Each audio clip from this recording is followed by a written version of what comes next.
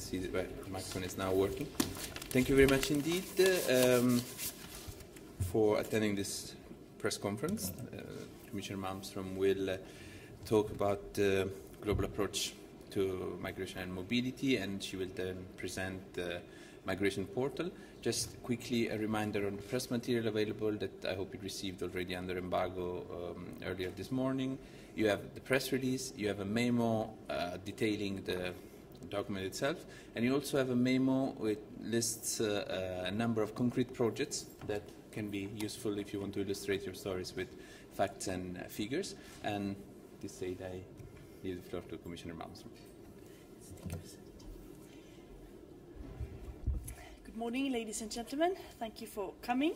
I'm really happy today to present to you the global approach on migration. It's a renewed approach, and it provides the framework of all our policies in managing migration in partnership with many countries outside the EU, and it's a very important part of our external policy, and it has been elaborated in close cooperation with Commissioners Piebalgs and Vice President Ashton, and I'm very grateful for their input in this.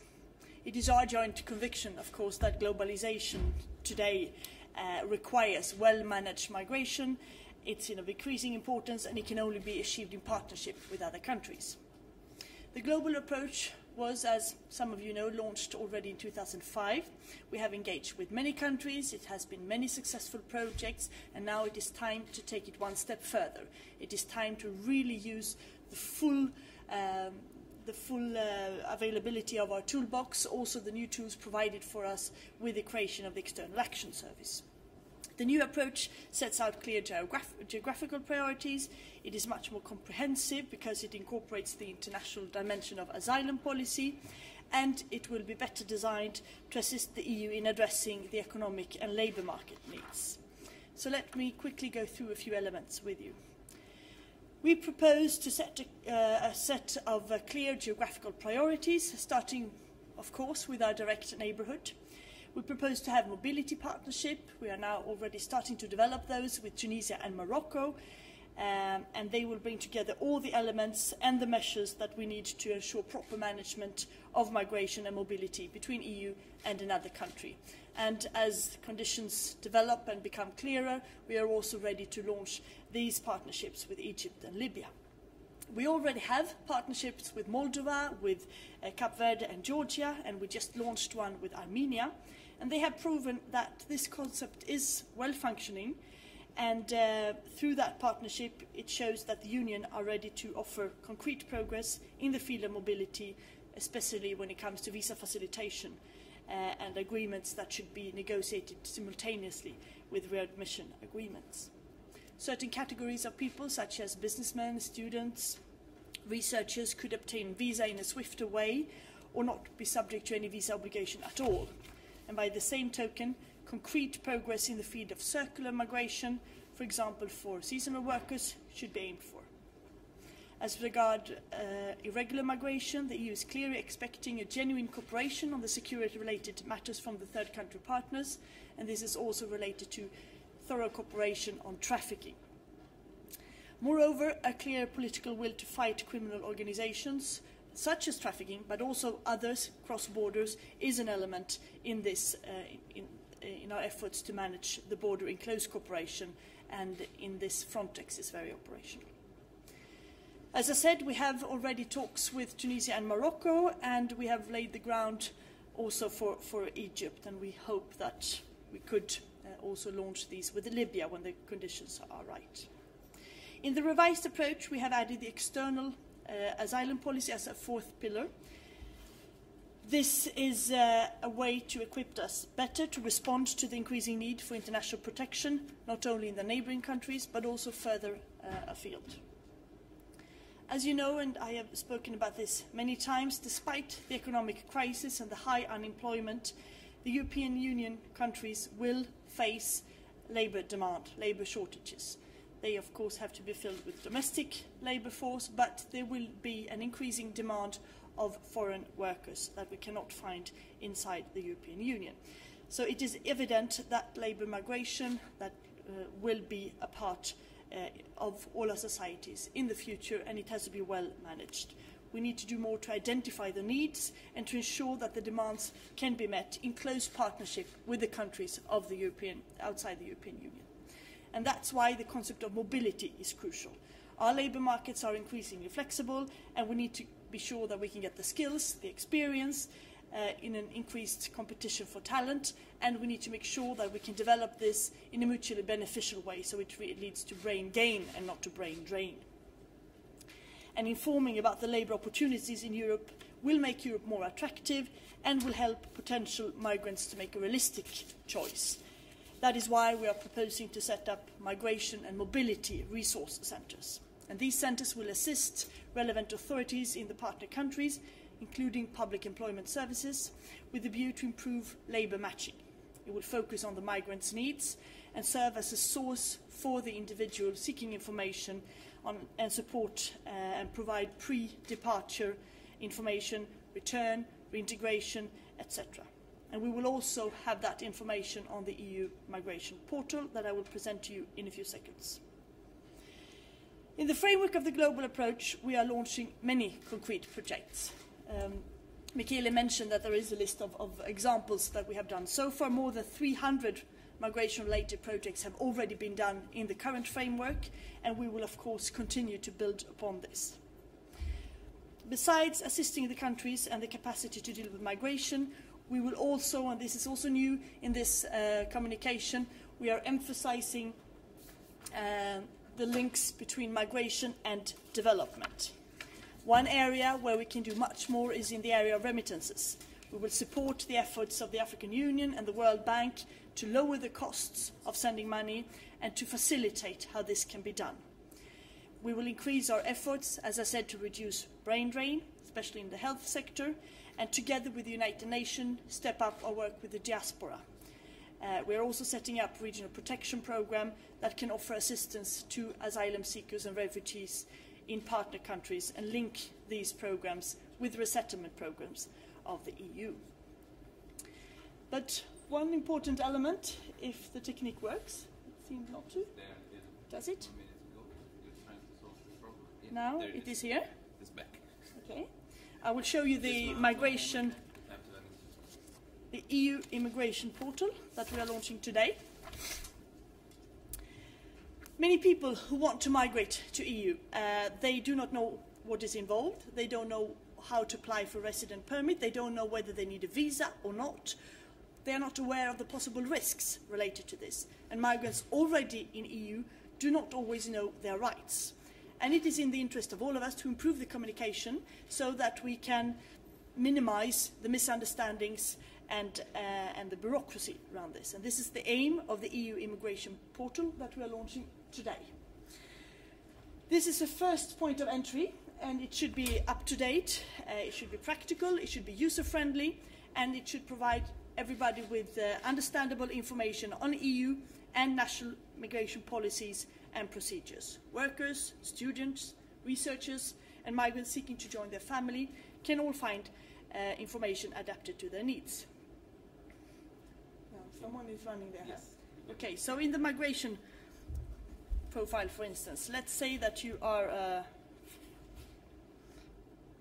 worker, that you want employed, you want to go to Sweden, for instance, and you want to find information about this. Here you can find out what you need. You can find the different conditions, you can find the procedures, the rights, the different links. Of course, this is based on the member states providing us with the current what they have. So the quality of our portal will depend very much on the information we get from the member states. Here is the migration board. In English, the different requirements, what you need, where you need permits or no permits. You could also see, for instance, what do I need to know before leaving? I am a worker. Do I need a visa? You can click on the country you want to go to. No, you cannot. I'm a student. Do I need a visa? A short stay or a long stay? You can click there. Schengen Visa. There's not so quick. So calm down. Thank you. Do I need a visa? You can click there. A long-term visa. You can go through. You can click on the country. Click on Germany, for instance.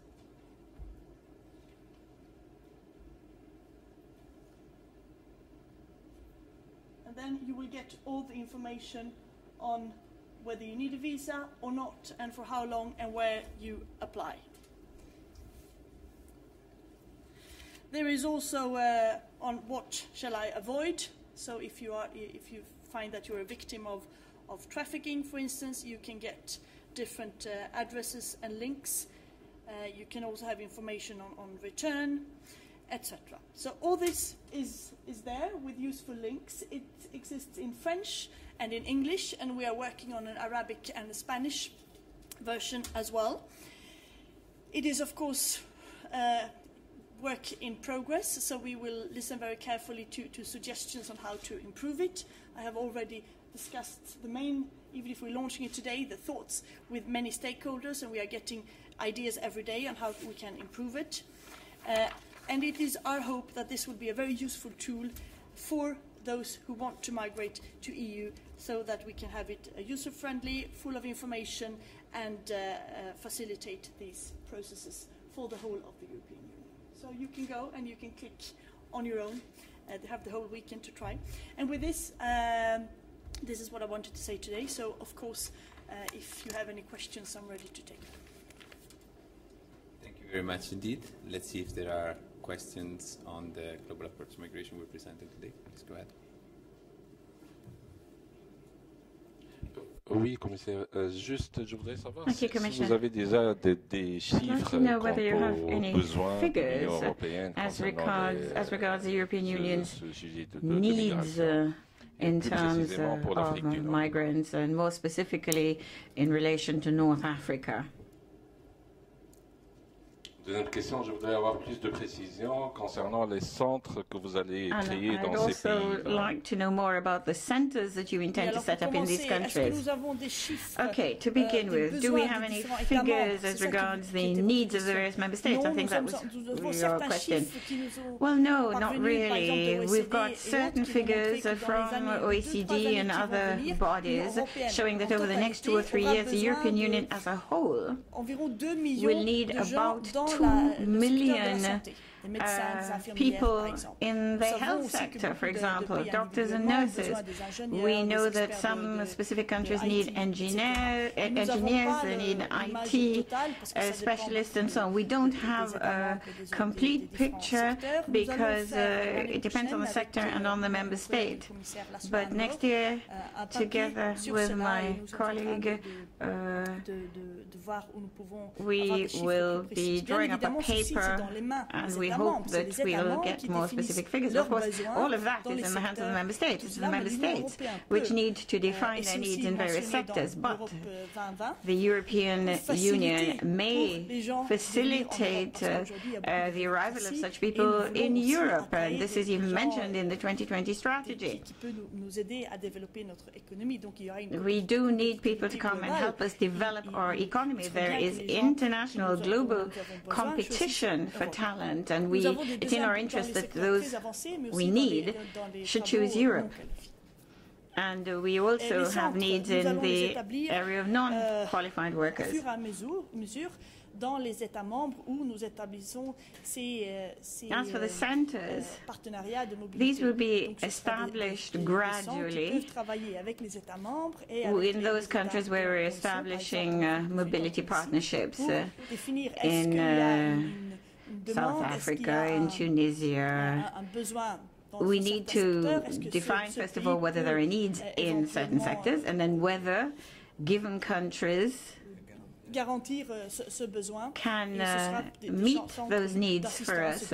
So these will be centers to help match needs and talent and qualifications.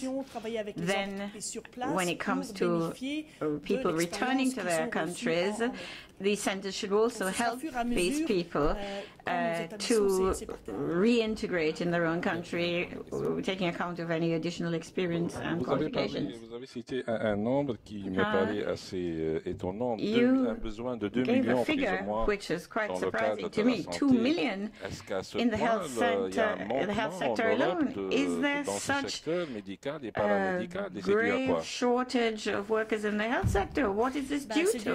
What's the reason? Well, there are various problems. Some countries simply have not sufficiently invested in the sector. They don't have enough students studying medicine and nursing. There are a number of problems, but this is a figure which the OECD has given us. And that will take us forward for about 4 years. We just don't have those 2 million people qualified in this area in Europe. Commissioner, how will you comment the fact that the European Union is opening itself for migration and mobility from third countries, while 10 of its member states are still closing their labor market for 2 member states, namely Bulgaria and Romania? Well, that is a fact, as you know. Member states are, of course, sovereign in the area of deciding who they shall employ and within what circles. What we say from the European Union side, based on a lot of statistics and reports, and we are gathering even more on this, is that despite the high levels of unemployment in the EU today, we will, in the near future, because of the demographics, we will need more labour migration. And this is something that member states have to recognise. Now, that will vary between the different member states, and it is up to them to make the decisions. What we are trying to do from the Commission side is to facilitate, is to encourage the circular mobility, also the permanent mobility if needed, in order to make this as beneficial as possible. And it is also stated by all the member states in the EU 2020 strategy that labour migration and better integration of the migrants already living in Europe is a key to revitalise and to put new fresh energy in our economies. But it is up to the member states to make those choices, as you know. Well, what I wanted to hear is your political judgment. Is that practice making Europe more credible for its new member states? Well, you're a journalist, you can judge that. I can have my personal opinion on that, but the Commission has no right to decide on this. It is the member states' decision.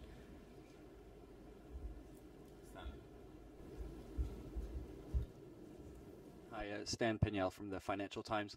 These mobility partnerships, are there any provisions, could there be any provisions in them for countries outside of the EU to restrict migration, to better police migration, for example, sea patrols, the kind of clauses we saw in previous deals between individual EU member states and countries in North Africa? Could that be a part of these mobility partnerships, for example, paying for sea patrols? Mobility partnerships, as managed by the Commission, but of course they are depending on member states engaging with them. As I said, the ones we have, for instance, with Moldova, I think there are 11 or 12 member countries involved in that, and they sign up to a certain form of commitments. But the mobility partnerships that we are referring to in the future would cover the whole area. It would cover asylum policy. It would cover labour migration where we can make progress. It would cover also border cooperation in order to fight trafficking and to readmit people who are not entitled to international protection. It could cover police cooperation, such as one we are discussing with the Tunisian authorities right now, in order to see how can we transform the police force to work for the citizens and not be a tool for the dictatorship. I mean, all this, and of course based on fundamental rights, on the principles of the Charter, and with the migrant set or the individual set in the centre. So they would be covering the whole range of issues. And of course, non-refoulement. No. Of course, I mean the principle of the Geneva Convention and then the principle of non-refoulement is, of course, the basis of this. I understand the principle of non-refoulement, but there is a possibility of having sea patrols at the coast or police patrols at the coast of a country, which falls well short of refoulement and is absolutely fine under international law. As a political judgment, do you think that is a good use of EU money? Would you, as a commissioner, encourage the use of EU money to pay for countries outside of the EU to use police or military forces to prevent the arrival of illegal migrants who are not entitled to international protection to the EU? Well, Frontex is already today patrolling and working on these issues. To patrol in a foreign country's territory is something that most countries is totally reluctant to do. But to cooperate, border guards and Frontex to train and to cooperate, that is something they are interested in. But to patrol in territorial waters is not really what we are looking for in this aspect. James? Oh, thanks. And further to the point that was raised by my colleague, to what degree do today's announcements expand those efforts to share that competence with other countries, notably those in North Africa? What competence? Well, I mean, the story that we're interested in is to the degree to which the EU basically pays North Africa to keep the migrants out of Europe. So we want to know, you know, what you're announcing today that would have an impact on that policy. This is not what we are intending to. We are the new approach of the global migration is this, that we have to increase the partnership. It should be on two equal bases. We enter into partnership with a third country. They cover the whole aspect. We integrate internal and external policies. We part from the individual migrant. We reinforce the role of asylum and the right of asylum that has not been into the global approach to migration before, in order to have the whole package. When we ask member countries how they want to cooperate with us, it is all of this. They want to have visa facilitation. They want to see if there is a possibility for increased labour migration. They want to work on the asylum policy. They want to work with us to fight trafficking and irregular migration, and possibly also security cooperation. So it is not a way to do that. It's a way to build partnership for the future. Sorry, just to clarify, Commissioner, no new money today to help with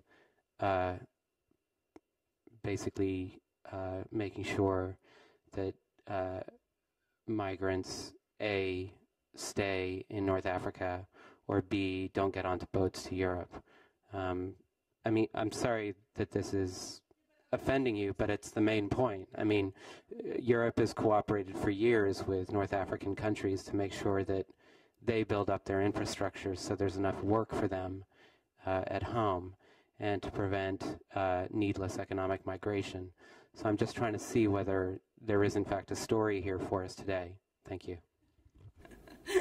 Well, you are the journalist. You are to judge whether there is a story or not. I am presenting to you the global approach to migration, which is not a budgetary post. It is an approach on how we want to work. We want to take the advantage that now our neighbours are hopefully becoming democratic. There is a new ground for cooperating on a more equal, more partnership-based footing. And when I took Tunisia as an example, because I have met many times with them, they want to cooperate on all these issues. It is not that they of course, they want to build up their country and their new democracy, and it is for them to do that, but we can support. But on the mobility, they also want to engage in a wide-ranging partnership, and this is what we are proposing to them and to others. And also this week in the Commission, we adopted the budgetary part of my section, and as you might have seen from different press releases, so we are proposing and having accepted by the Commission, and it seems to have quite a lot of support in the Parliament, in the Council, a quite big increase in the budget of Home Affairs, and one reason is particularly because we want to do this.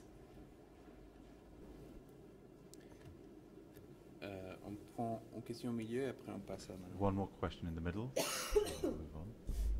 Hello, Commissioner. You were talking about cooperation between member states in this project and also about funds which are allocated for this. I'm coming back to the question of Romania and Bulgaria access to Schengen because we would like our citizens to be informed according to this portal. Do you think that this portal could help people from Bulgaria and Romania to be informed, and when they come to European countries, member states, not to be treated as they are treated now, because they are not Schengen space member, and also they do not have the right to work in some European member states? What shall I say to my audience about this portal, please? I'm Radio Romania. Yes, this portal is directed to people from outside the European Union who want to come to Europe to work, not from member states to member states. This is a portal for third country nationals who want to come legally to Europe to work or to study or to visit. I can understand you and your citizens' frustration on Schengen. You know the Commission's view is very clear on this. Romania and Bulgaria fulfill the criteria. They should join as soon as possible. And that is my view, that is the Commission's view, that is a majority of the Member States' view, and an overwhelming majority of the European Parliament share that. We all know where it's stuck. I cannot do anything about this for the moment. But this is also for members, for citizens in the future from outside who might want to come and work in Romania and in Bulgaria. A last question. C'est bon, oui. Manon Malher d'Europolitique. J'ai deux questions. En fait, ma première question porte sur la facilitation des visas et les pays d'Afrique du Nord. Pensez-vous que les États membres accepteront maintenant de mandater la Commission pour négocier des facilitations de visas? Parce que jusqu'à présent, en fait, ce n'était pas le cas. Et ma deuxième question porte sur l'accord PNR paraphé hier avec les États-Unis. Comment comptez-vous convaincre en fait le PE de ne pas rejeter cet accord ou d'approuver cet accord? Commençons par votre première question. Vous savez, nous avons plein de dialogues visa avec beaucoup d'États membres, mais nous avons aussi fait beaucoup de progrès, notamment dans le Balkan, pour abolir totalement la demande de visa. Je pense que dans le format de ce dialogue, qui compris réadmission, mais aussi facilitation des visas et tous les autres éléments que je viens de décrire, qu'il y a quand même un momentum pour initier ce dialogue. Et je compte essayer de faire tout pour convaincre les États membres que c'est un devoir que nous avons d'engager avec ces États et que c'est une partie très importante et intégrale de tout ce dialogue. Votre dernière question sur le PNR, oui, hier en effet nous avons paraphé cet accord qui est, comme vous le savez tous, nous avons aujourd'hui un accord qui date de 2007 et mon devoir et la tâche qui m'est donnée, c'était de renégocier cela dans le contexte du traité de Lisbonne aussi. Nous avons fait ça, je pense que nous avons réussi à avoir un accord qui est considérablement meilleur que celui aujourd'hui, qui prend en considération les demandes de sécurité, mais qui augmente dans tous les points les questions de protection de données et l'information et la clarté du passager individuel. J'ai essayé depuis presque un an maintenant d'informer le Parlement régulièrement de tous les étapes dans les négociations avec les États-Unis et je viens de parler avec eux à Strasbourg juste cette semaine et avec des arguments et en leur montrant les avantages. J'espère qu'il y aura un accord dans le Parlement et ainsi que dans le Conseil. Merci beaucoup. S'il n'y a pas d'autres questions, je vous remercie pour avoir assisté à cette conférence de presse et nous laissons place au briefing des midday. And now it's the midday briefing.